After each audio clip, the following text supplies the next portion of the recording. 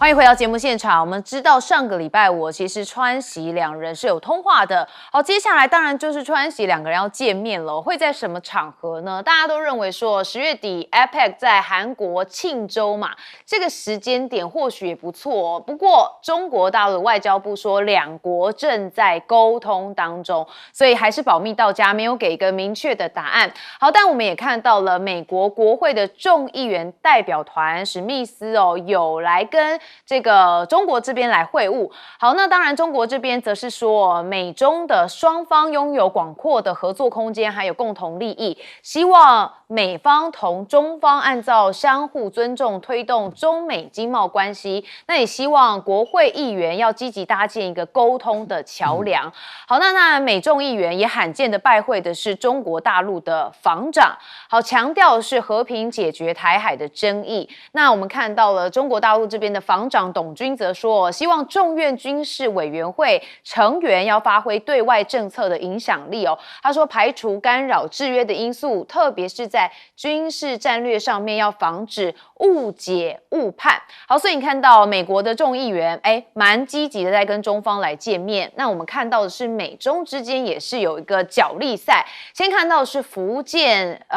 舰的3型舰载机弹射成功，那这打击范围蛮大的哦。我们看到是央视新闻的报道，歼15T 还有歼35跟空警600的3型舰载机已经完成了舰上的首次弹射起飞的着舰训练，那标志着福建舰是具有电子弹射跟回收的能力。好，所以我们也看到说是玉渊谈天有讲到福建舰有3大看点包含是这个福建舰的打击范围能够覆盖第2岛链，其次是搭建更多不同机型的舰载机，第3是对地区的局势影响力又进一步的增强所以看起来是蛮厉害的。好，那中国大陆看完之后，我们看美方美方的海军也公布了6代机 F-45，这叫熊猫2兰姆达翼型单座双引擎的隐形战机，蛮受大家的瞩目你看到旁边这个是 F-45熊猫2，还有歼50的省飞版6代机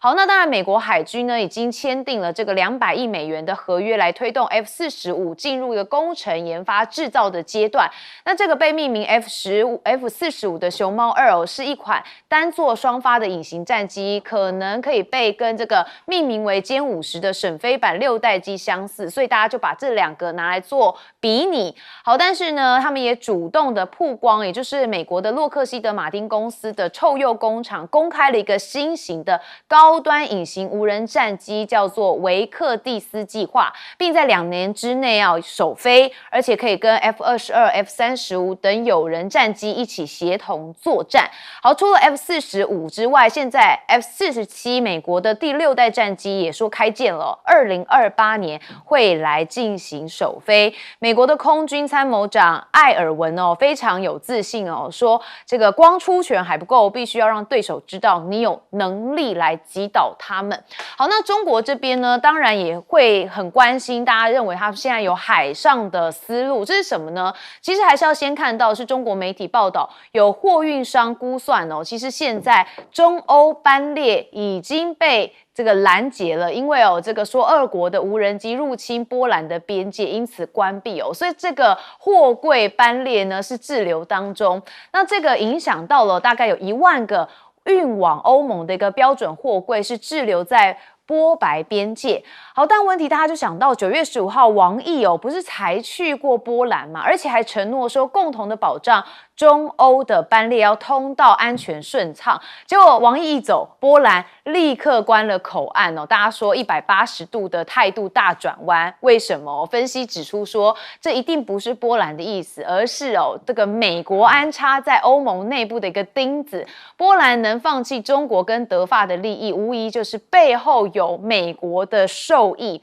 好，但是中国恐怕也知道说美国会来这么一招，所以呢，其实他们也有首条中欧北极货柜快航也正式通航了。好，央视报道说，伊斯坦布尔桥这个轮取道是用北极东北航道直达欧洲到弗利克斯托港的单程运输时效只需要18天的时间，所以大家就说嘛，这是一个冰上丝绸之路已经来了。那这个8天的航程也帮助了顾客把库存周转的天数压缩近1半，所以节省了财务费。那冰上丝绸之路提升中国对欧洲出口竞争力，降低地缘政治的风险，所以也增强了中国在欧洲的一个话语权。所以我们看到美国其实很想要四方的围堵中国，但是中国大陆都会留一招，也是要来这个对抗美国。好不好？我们很关心川普跟习近平见面 ，APEC 有机会吗？先问赖老师。我觉得机会很大，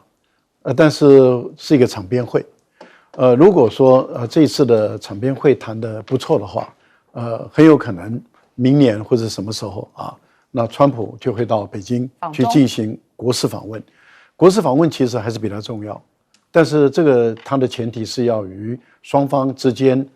谈得越来越好，创造更好的氛围。那要怎么样创造更好的氛围？也就是说，都要释放出善意来啊。这是美国众议院，因为他们众议院很重要的一个工作之一，就是有关于预算的问题，拨款嘛啊。所以众议院管的钱比较多，在这个部分，这次由跨党派的这一些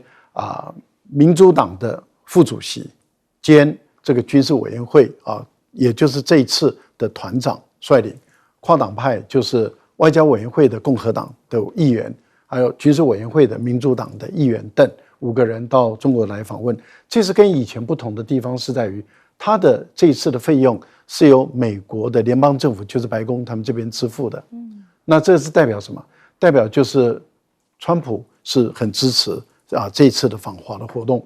他来到中国大陆，除了跟李强见面以外，我们看到他跟何立峰谈经贸的问题，然后跟董军就谈军事的问题。因为他是外交委员会跟军事委员会，他们谈的比较多还是军事问题。就在谈话的时候，就是昨天9月22号，央视公布了一个新闻，这个新闻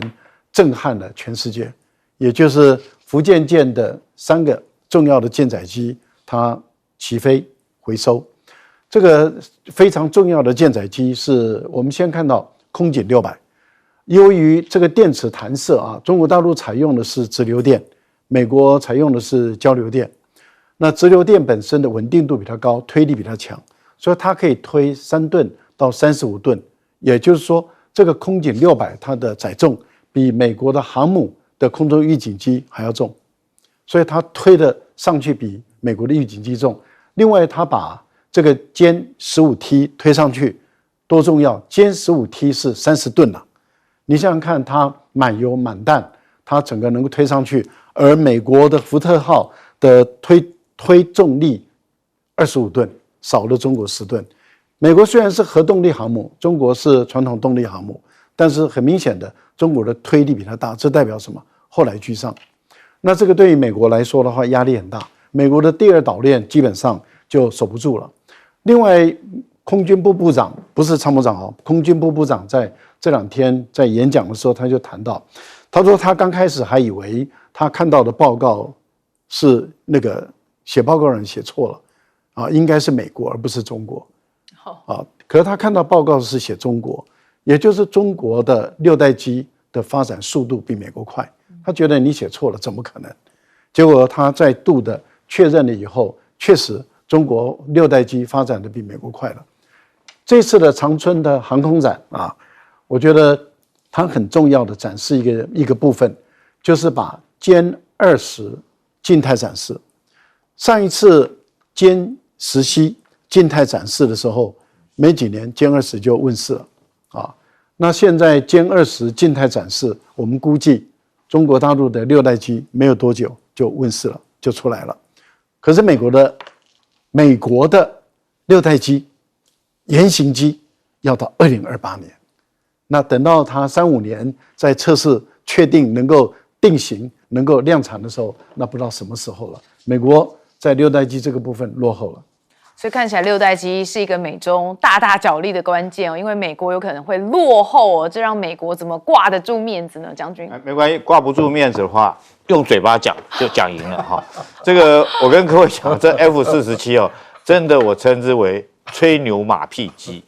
为什么我这样讲呢？美国这空军参谋长昨天一看，哎呀不得了，这个中国福建号成军了哈，这个弹射成功了，他马上说我们 F47啊，这个今年3月份这个公布的 F47，他要在哪一年完成第一架飞机的这个原型机的试飞呢？2028年哈，哎，这学问就来了。你知不知道川普在今年3月份的时候，当这个看到中国的歼轰36起飞的时候，川普怎么讲的？你知道，我们 F47已经试飞5年了。现在你是不是这个参谋长自己在打脸你的川普？所以你现在来讲还说2028年才第一架原型机才要制造出来，可是川普那时候是说这个我们已经试飞5年了。如果各位还有印象的话，你去看川普讲的。你看第二个笑话，我讲给各位听。川普讲说我们这 F47哦，这个一看到这个中国的歼轰36是3颗引擎，然后我们要4颗引擎。我操，我老天爷啊，这个川普的脑袋怎么想的我不知道。第三个哈，你看这家这个是 F47 6代机，它交给哪一家公司来这个建造呢？波音公司。大家听到波音会不会有一点心惊胆跳？对。那目前来讲，客机一天到晚出问题，那你现在制造这个军机会不会有问题？当然，这个波音收到这个订单以后，这个他公司第一个反应就是员工罢工。为什么忙员工罢工呢？哎，我们收到订单了，我们开始要加薪，你不给我们加薪，我们就罢工。这是波音公司的反应。那再来，你看他们为什么说2028？我为什么说马屁？第一个 F47就是迎合川普他第47任总统。第二个，他为什么说2028年要试飞？今年2025年年底了，2年多之后，他第一架飞机就要做出来。那为什么要定这个时间呢？因为川普任期到2029，希望在川普卸任之前，他有个具体的成果出来，所以他定在2028。各位，你想想看，飞机哪有说这个制造来讲的话，你说我不太相信说，以美国波音现在的状况来讲的话，它这个10几年之前就已经设计出来的东西，那到现在还没有出来。另外，我再讲一个笑话，你这个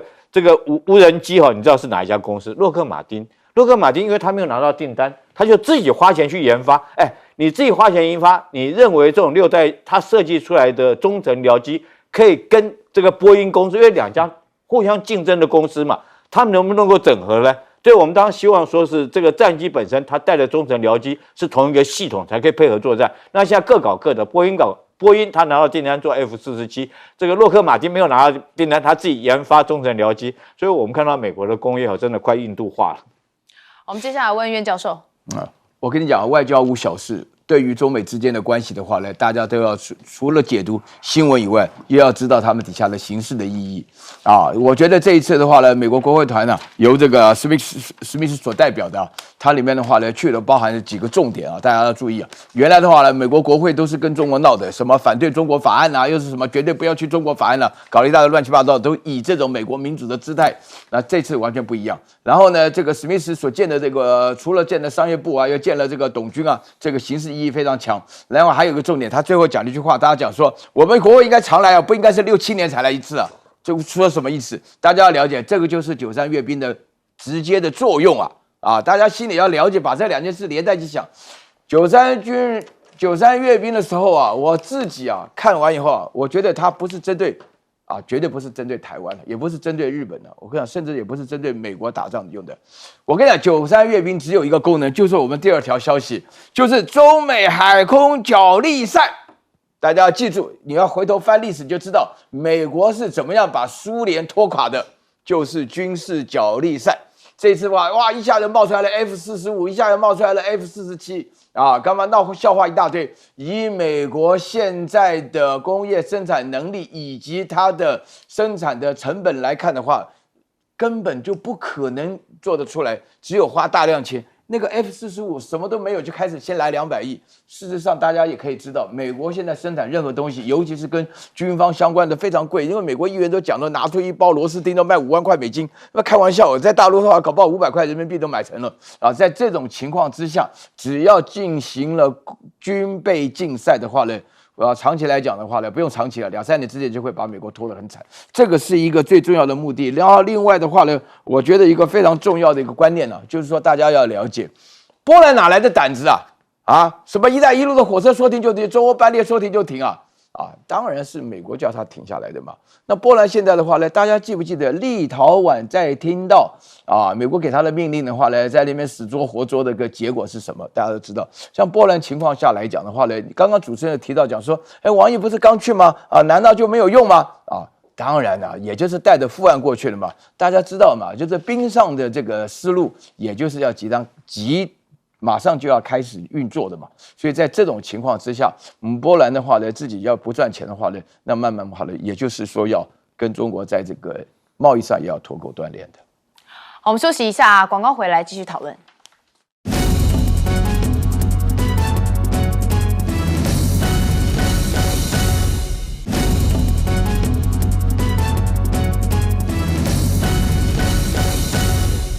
欢迎回到节目现场。我们接下来关注到的是美国跟以色列之间的关系哦，有人认为是貌合神离。好，我们看到以色列空袭酿5死哦，黎巴嫩说死者里头包含了是美国父子4人哦。好，当然是无辜的平民丧生了。但是目前在巴勒斯坦国这里有承认潮。好，我们看到以色列的态度哦，大家就是会很担心说，这个以色列真正该怕的应该是美国人。心变了。好，其实呢，相较于巴勒斯坦，现在更支持以色列的美国人比例已经降到了25年的一个最低点。2022年42%的美国成年人其实是对以色列持负面看法，如今是升到了53%，这比例是提高的。好，那美以同盟现在一直不断的在逼嘛，所以很多人觉得已经逼出了复仇者的联盟哦。我们看到联合国安理会上面，美国再次的动用常任理事国的一票否决权，强行的否决有10个非常任理事国共同提交的涉加萨停火的决议草案。那美国宁愿冒天下之大不韪也要坚定的支持这个铁杆的盟友以色列哦。好，那我们看到这画面哦，其实也有这个美国人是大屠杀同盟哦，这个政府真可耻的这个讲法，我们来大家看一下。You're complicit in a genocide! The Israeli terrorists are committing a genocide, and the U.S. Congress and Senate are complicit in funding the bombs that are forcing children to be slaughtered and massacred. Shame on this government! The United States of America is complicit in genocide! 好，这位女士呢，其实就是美国陆军退伍的军人哦，约瑟芬·吉尔伯哦，她是认为美国支持以色列对加萨的战争，她予以谴责。好，那当然我们也看到了，像是这个有10个国家已经承认了巴勒斯坦国嘛。好，以色列放话说这战争目标不仅限于加萨，非常的大哦。好，我们来看到联合国193个会员国当中，已经有157国承认巴勒斯坦国。以色列对这件事情表现相当的冷淡哦，甚至还威胁大家说，我们的目标不只是在加萨哦。那我们看到的是法国这边也承认了巴勒斯坦是国家。好，我们来看一下马克宏的说法。Je déclare que la France reconnaît aujourd'hui l'État de Palestine.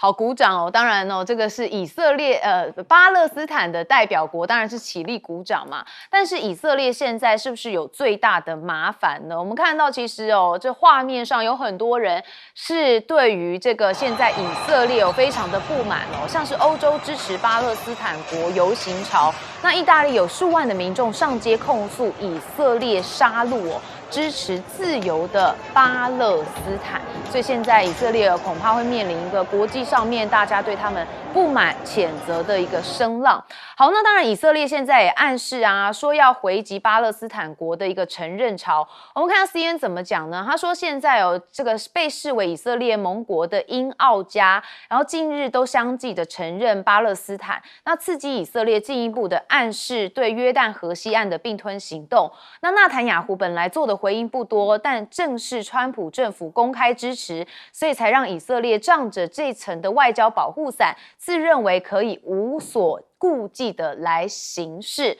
好，我觉得以色列不只是要担忧，其实连川普自己都要担忧。我们看到之前不是讲过说他有威胁要夺回巴格兰空军基地吗？但是现在阿富汗塔利班非常的强硬哦，说好啊，那我们准备再打20年哦。好，这个是阿富汗代理防长这个雅库布引援多哈协议哦。他说，其实美国曾经承诺不会针对阿富汗的主动用这个武力跟威胁。那当美国在寻求2021年保留军事基地时，就已经告诉他们，如果你们留下来，我们就准备再战斗20年。所以美国就离开了。所以他说我们现在也不得惊啦。好，那塔利班部长则称美国无人机在夜间都在阿富汗这边飞行好像显示着占领将持续。那这个无人机呢，每晚都在这个上空阿富汗这边来巡逻，那也证明说这该国处于外国占领的情况之下，阿富汗现在缺乏现代科学，是没有办法保卫这个领空的。好，但是这个川普的问题还有以色列的问题，大家就说了，美以之间现在好像被国际上面真的是有点讨厌的感觉。好，这个貌合神离的部分，我们请教施赖老师。美国的川普总统，包括国会的这些参众议员他们背后大部分的都是犹太的金主比较多，影响力很大。那在美国的社会，犹太人的影响方方面面，不管是法界，不管是好莱坞、金融界，甚至珠宝各方面都有犹太人的身影在里面，所以他们的势力很大，养了一堆国会议员。那么养了一堆国会议员，养了一堆总统，那这些总统跟国会议员，他基本上背后的就是这些犹太人在养。那他们不敢得罪犹太人，因为这个牵涉到他们的利益。可是这些政客就跟他们的人民开始产生对立了，因为当美国越来越多的人民，尤其是你刚刚谈到了，民调里面已经53%，超过半数以上的美国的成年人看到内塔尼亚胡，我特别用内塔尼亚胡所领导的以色列军队，而不是用以色列民，因为以色列人，包括以色列很多反对党，是反对内塔尼亚胡这样的一个做法。但是内塔尼亚胡他凭借着美国的政客对于他的完全无条件的支持，他在加沙这个地方对于巴勒斯坦人无情的这个杀戮，这个无情的杀戮，他耗尽了所有战后全世界国际上对犹太人在二战期间被德国人、纳粹人这样子屠杀的同情。你看我们有多少人同情犹太人？犹太人在二战的时候受到纳粹这样子惨无人道的屠杀，我们都感同身受，我们都觉得这不应该这样做。所以绝大部分人是同情犹太人的，也同情以色列。可是我觉得内塔尼亚胡把以色列带向地狱了，因为当巴勒斯坦的这些人他们被以色列的军队这样子屠杀的时候，所有的画面，而且他们想封锁画面，他们不断的杀一堆记者，杀了上百个记者，因为他们不让他们的画面暴露出来，所以甚至连美国的大报的记者都被杀了，美国的大媒体的记者也被杀了，但是背后的老板不敢吭声。所以我们看到透过新媒体把加沙地区的这些人的悲惨的情况，他们说怜悯我们吧，同情我们吧，停止以色列的杀戮。当这些画面不断的传出来的时候，我们看到欧洲的国家，美国其实除了台湾以外，绝大部分的国家都已经快崩溃了，都快受不了了。所以在欧洲有很多人反对这个以色列，反对他们的政府在支持以色列这样的一个杀戮。那我为什么会说台湾呢？你看台湾非但不谴责，不吭一声，还要帮助内塔尼亚胡在屯垦区里面去做医疗服务，这个真的是已经是超过了，你知道吗？太超过了。为什么？因为当大家都越来越多将近50个国家都承认这个巴勒斯坦独立建国，那独立建国的领土在哪里？联合国的决议是以1967年为分界点，可是我们都知道1967年之后，以色列在加沙这个地区，不是在约旦河这个地方，约旦河西岸建立了很多的屯垦区，增加了1倍。内塔尼亚胡说：“我就是扩张了1倍，你奈我何？”这多嚣张啊！真的相当嚣张从他跟这个加萨这边一直战争没停就看得出来。边教授，美国跟以色列的关系，我讲了非常多次，说他们是父子的关系，我让大家去想谁是父谁是子，那现在看得非常明白。我几天前跟方恩格 Ross 在台湾的犹太人一起做一个节目，他非常非常确定的告诉我，美国会无条件的支持以色列。美国支持无条件，那时候呢，美国会支持以色列打卡达，美国甚至会支持以色列做中东的小霸王。那在这种情况下的话呢，刚刚主持人介绍，全世界有157国家已经承认了巴勒斯坦国，对不对？最重要的是，最近这10国是属于西方世界的。西方世界原来还有像日本啊、韩国啊，那台湾更不要讲了哈，还是不承认巴勒斯坦国的哈，还非常非常多。那在这种情况之下呢，我们现在不要讲以色列有多坏啊，因为联合国通过以色列在加沙城不是加沙走廊，加沙城里面做的事情是种族灭绝。genocide 这个是已经承认的啊，那以色列当然是不会承认，但是呢，以色列会做几件事情啊，会针对法国。首先，这是因为法国现在在耶路撒冷还拥有主权的地方有4块，以色列非常有可能占领啊。然后第二点的话呢，以色列会扩大中东的战事，以色列非常有可能会攻击土耳其啊，这个大家注意。那以色列的话呢，最终的话呢，最疯狂的举动的话呢，就是会惹到因为最近沙特跟这个巴基斯坦有签约，对不对啊？如果惹到巴基斯坦的话呢，就会惹到中国埃及巴基斯坦呢都会用到中国的武器。那93阅兵之后的武器的话呢，中国那我觉得最麻烦的话呢，以色列可能会惹遍全世界，包含中国。因为最近纳坦尼亚胡他就说了一句话，他突然莫名其妙讲说，卡达跟这个中国都对他们进行了网络的攻击、媒体的作战卡达他已经炸过，要炸就炸他炸卡达是炸他的使馆区大家要搞清楚，使馆区多半都是市中心他炸弹就是10几颗导弹就下去了。对中国来讲的话，这是他最后一个考量。那纳坦尼亚胡为什么这么疯狂呢？因为这个人如果不是疯狂的话，他就进监牢去了。所以实际上没有错了，以色列大概每个周末都有上10万的人在那边反对他了原来的话呢，他如果不是因为这场战争2年了他老早就进牢了去了。所以说在这种情况之下，那另外的话讲到美国本身美国根本不敢再回阿富汗去的啦美国怎么出来？阿富汗的外号叫做帝国坟场。为什么阿富汗是帝国坟场呢？因为首先大家看到说阿富汗科学落后，听起来都很难过，对不对？阿富汗刚好就是一个科学落后，所以才厉害穿这个拖鞋的话，跟你一干20年，开口就是20年。阿富汗消灭过大英帝国消灭过这个苏联帝国。这次的话，美国帝国在阿富汗的话呢，到现在元气都没有恢复。那么阿富汗本身来讲的话呢，川普现在想到这种事情呢，就觉得说他离新疆近，新疆在那边核试爆很接近，但是这个没有办法的了。好，我们再来问厉将军。这个美国现在当然是希望说能够有阿富汗这个巴格兰空军基地因为这个空军基地对美国来讲有多重要。我们从地理上面来看的话，它如果说这个空军基地，我们介绍一下。这空军基地它跑道长就有3500公尺，那3500公尺是可以做什么呢？它大概所有的重型轰炸机，包括美军现在的 B-52轰炸机，这个传统的，或者是说它的 B-2隐身式轰炸机都可以在这边起降。同时，大型的运输机，包括 C-17等等，都在这边，还有加油机、预警机都可以用这个空军基地。而且这空军基地比我们台湾的这种基地，这个清泉岗基地还要大那清泉岗基地已经大到里面已经有这个高尔夫球场了。那你想想看，它比这个还大。里面来讲，包括美军如果在有了这块地方以后，等于是说不只是有一个基地了，等于说有一块小领土在这个地方。那它向东来讲可以监控中国在新疆罗布泊。罗布泊是什么呢？是中国发展核武的一个基地，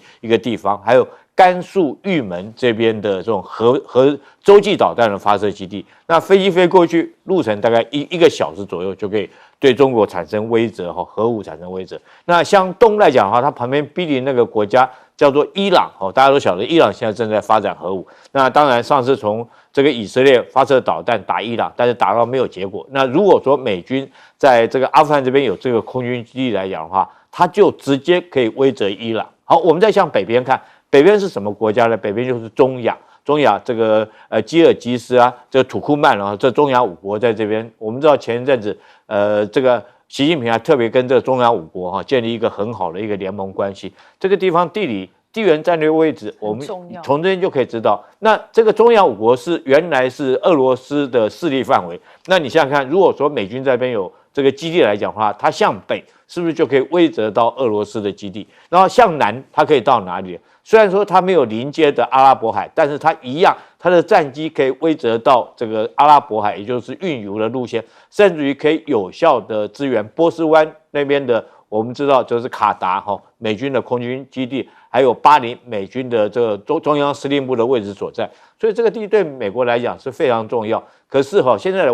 当然这个阿富汗现在来讲，他是没有能力捍卫自己领空的，因为他没有这种对空武器嘛，他需要别的国家协助。可是他很穷，而且他的这个伊斯兰教这个极端的基本教育派来讲的话，大概其他国家也不太敢轻易的跟他有任何的接触，所以中国这个跟他也保持一段距离。为什么呢？因为如果说你跟这个塔利班走太近的话，会不会影响到新疆自己的这种安全的问题？所以中国也不太愿意跟他走太近哦。虽然他们之间有一个瓦罕走廊相连接，但是也不愿意跟他走太近。但是你要知道，它本身的地形就是复杂多变的地形，任何帝国从英国、俄罗斯到美国都在这边这个惨败在这边，就是因为它地形很复杂。那在这种状况之下，如果美国想要重新去回到阿富汗来讲的话，我们可想而知了。那你这个等于说是你这个拳头就打在红蚂蚁窝上面嘛，你就拿他无可奈何啊，他就跟你死缠烂打弄到底。我觉得到最后美国还是没办法占领这块土地的，所以阿富汗有它的这种所谓的帝国坟场，这并非浪得虚名哈。有。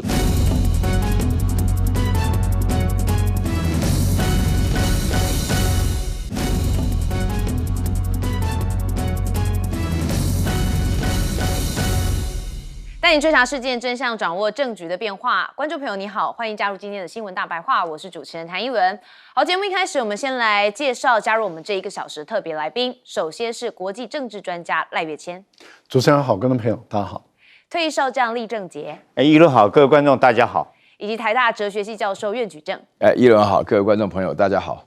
好，我们首先要带大家来看到是双城论坛哦，原本是在下个礼拜这个蒋万安就要出访，结果现在急喊卡哦，到底是发生什么事情呢？我们先看到民进党这边哦是见缝插针，他是说蓝营居然还怪中央哦，所以吴思瑶就批评说不甩锅是不会当市长吗？好，吴思瑶是认为哦北市府明明是自己准备布局压线送件，还嫁祸给中央，不甩锅不讨拍就不会当市长吗？好，但是我们也看到了，现在还有人放话说，这个中共喊卡暂缓双城论坛，或许是蒋万安不愿意见王沪宁，说是害怕被染色，所以中共就先暂缓了双城论坛。不过刚刚稍早这个蒋万安有讲说，他没有这样子想，他说放话的人太会编故事了。不过到底是什么原因呢？我们来看其实据了解，北市府依往年的惯例，在2周之前就送了出访行程来进行审查，截至出发前3天陆委会不仅不回有无意见，也不审核。好，1个月前就送件的合作备忘录 MOU 也被部会已读不回，所以为了避免形成太多不确定的变数以及风险，现在北市府只能暂缓。好，所以双城论坛现在被设限了，大家就说了，赖清德过去到上海的时候，其实曾经说过这句话。我们来看到他说，以前他当台南市长的时候，也曾经到过上海交流，还讲说两岸合作，我想应该是有需要的。好，现在台南市长变成了中华民国总统之后，这两岸交流就不需要了吗？好，很明显看得出来，双城论坛喊卡的原因跟中央介入有很大的关系。好，但问题是两岸交流一定是未来一个趋势嘛？因为这个很多国家也都要跟中国交流，但是现在赖总统只顾着要抗中吗？我们看到了29页安全指引的小局书曝光了。好，里头这是最新普发的这个国防安全手册，说希望全国超过900万的家户都要拥有一本这样子全民安全指引的小局书好，那当然这个任性委员就是很期待啊，说社会沟通是演练的一个关键，一旦给他们足够的资讯，自然会使民众愿意来做好准备。但我们要看到的是这29页的小局书里头到底讲什么呢？黑熊民防教育协会的理事长刘文说，这社会韧性就是在遇到危急的时候，其实要维持基本的社会运作。接下来1年的工作就是要着重在社会沟通，要告诉大家说，什么是韧性啊？这不一定是要进入意识形态的讨论。好，但问题是讲到小局书，大家就说了，跟小红书之间有没有差别？差可大了。但是有英国在台办事处的代表包琼玉他说，其实现在面对危机有这个小局书是很好的，他觉得很重要，根本是小红书无法相比的。好，大家就说，这两个譬喻确实怪怪的。小红书不是娱乐短影音吗？小橘书是国防手册，这两个怎么拿来做相比呢？本质不一样。怎么拿来做对比哦？所以大家也是觉得这样的说法也是蛮奇怪，不知道是谁给英国在台协会代表的这样子的构念跟这个概念跟想法。好，但我们看到民进党现在紧抱着抗中的神主牌哦，现在看到的是金门这边沿海的5星旗飘扬哦，10多艘的中国大陆渔船越界抢捞。好，我们看到这是因为这次台风嘛，还在这个外围环流当中哦，我们这个华加沙强台来袭，所以外围环流带来很惊人的风浪。金门周遭海域哦，从这个掀起了7到9级的巨浪，往来的船只纷纷就躲避风浪，挤进了沿海锚地来避风，就却发现有10多艘的中国大陆渔船是趁势的冒险来越界，挺进这个风上附近的海域，要抢捕渔获。这个场面让目击民众说，真的是太夸张了。好，所以现在呢，这个两岸最危险的、最有冲突的地点，其实在金门这个海域还蛮常出现的。好，那当然现在也喊话中国领导人管碧玲说话了。这个海委会主委管碧玲昨天出席了海洋素养与势能研讨会，他特别针对了是中国大陆领导人喊话。好，我们的海委会的主委这么 level 这么高，他跟中国领导人喊话，他说台湾海峡一旦封锁，航运中断，原物料也跟这个能源运输受阻，不但会拖垮地方的经济，也会反噬全国的产业链，会动摇到中国的经济基盘哦。他跟中国这样讲，是不是有一点在威胁的态度哦？他说，如果用海洋素养的角度来看台湾的海洋安全，得到的结论是最需要接受海洋素养教育的，应该是中国领导人哦。好，不知道这个管碧玲这个主委现在怎么会有这么大的底气讲这样子的话？好，但是现在我们看到了这个双城论坛明明是一个最历年性的、最惯例性的这个两岸交流的一部分，现在似乎都遇到问题了。好，我们首先问是赖老师。上海是一个很高度国际化的一个城市我们都知道世界500大的企业集团几乎都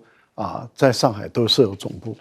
所以上海它在整个亚洲它现在已经超越日本的东京，甚至过去的香港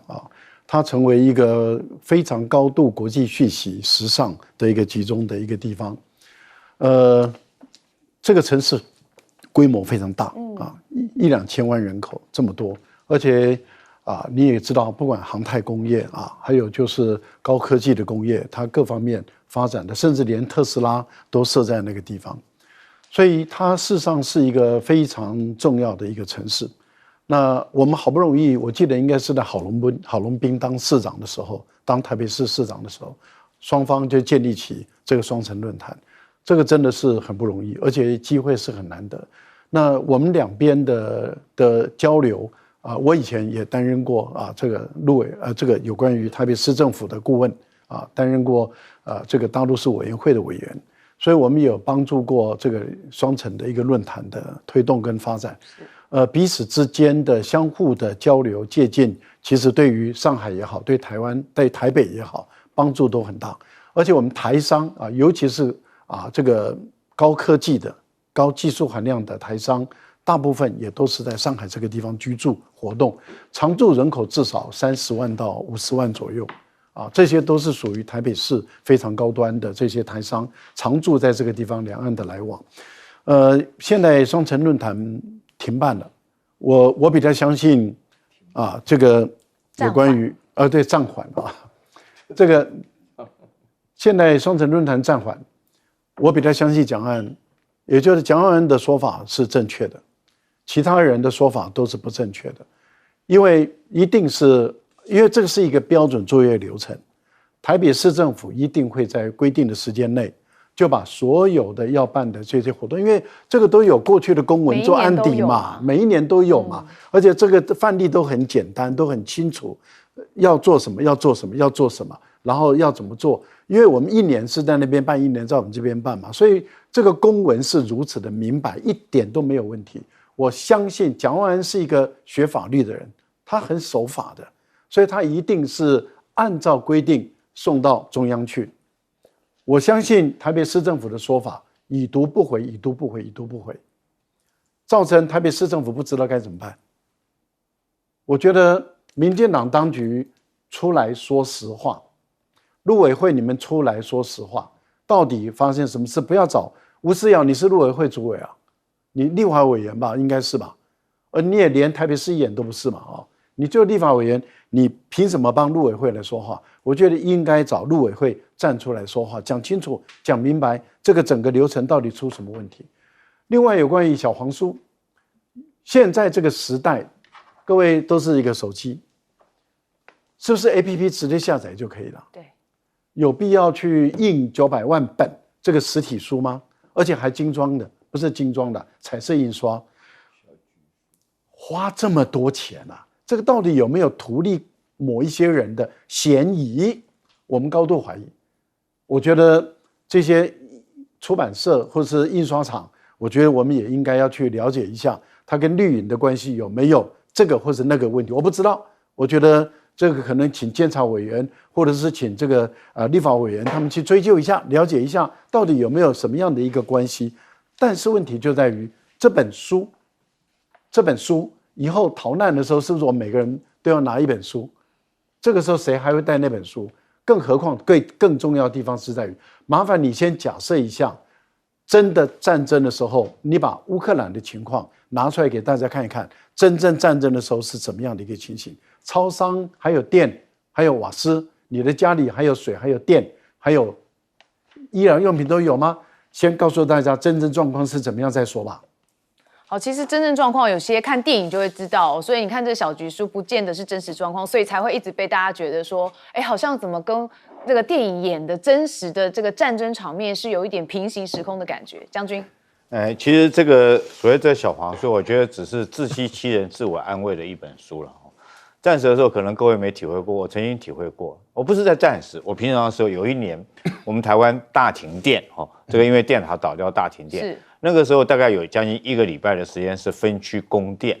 我记得那时候我只是住在一般的公寓房子，但是由于地下的水打不到楼上的水塔，就变成我每天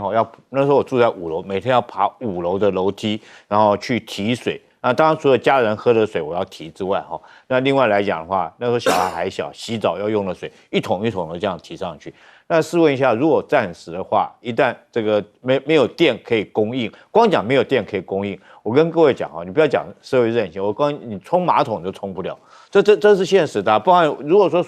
这个地下水没有电打到顶楼的水塔，那你怎么会有水去冲马桶？光这件事情你们去想就可以知道。那尤其是战时的状况，一定是敌我犬牙交错嘛，敌我不分嘛。今天你占领的这块，明天我占领的那块地方，你根本就分不清楚这个敌我接触线在什么地方，那你叫民众往哪边逃？尤其是我们台湾都是城市地区，我觉得这个东西这个不要光用印这些书来欺骗我们老百姓。战时的话，其实我们这个真的是整个如果打城镇战，真的是地狱景象的一片。那另外来讲，我们看金门这个地方昨天我特别很感佩这个大陆这些渔民这个你看这个海浪有白色点，我们通常来讲海上的话所谓见白三级浪。如果说有白点的话，那个大概其实你现在岸边看到有白点，但你真的到海上去的话，那风浪就很大。因为我以前经常在这个金门外岛地区，我要巡视各个离岛，大胆、二胆啊，这个东定啊那些，所以只要外面像这个有这个波浪来讲的话，你要出去那个船是非常颠簸的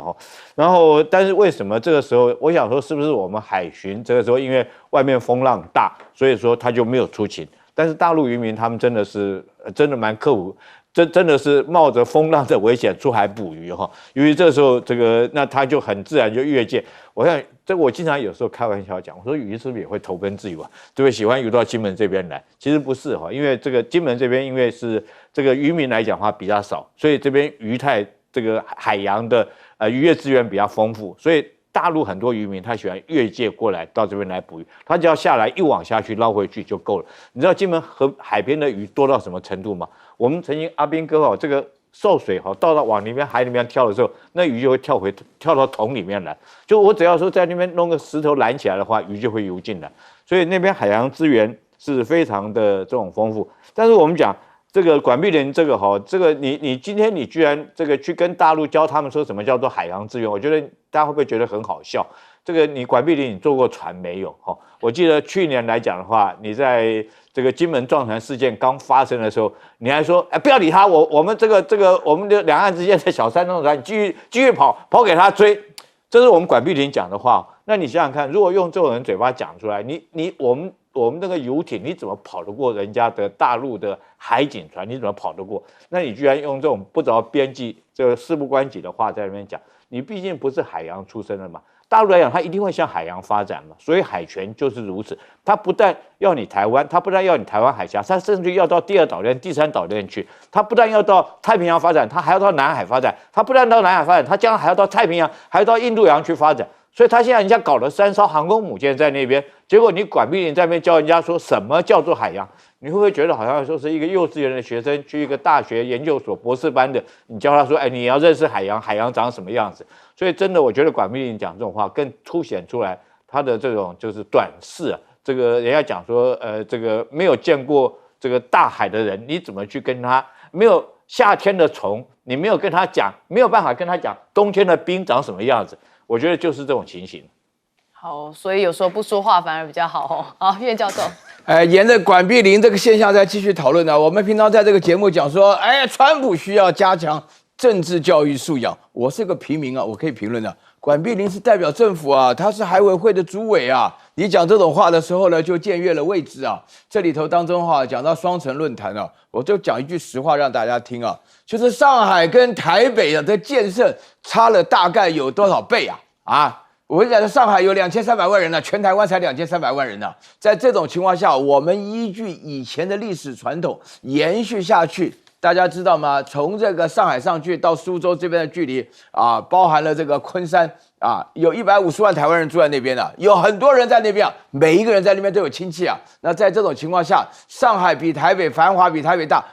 大家不相信的话，你看我们台大对面有个金州街去看看嘛，40多年来房子都一模一样啊，都没改变啊。这个我讲的实话嘛。我们在台大是台北市中心啊，大家看到上海当中随便找一个点都金碧辉煌啊。馆长讲的都是实话。所以在这种情况下，你不把握这个机会不好，居然的话呢，还要说是这个刁难，我相信一定是刁难。为什么？因为这个《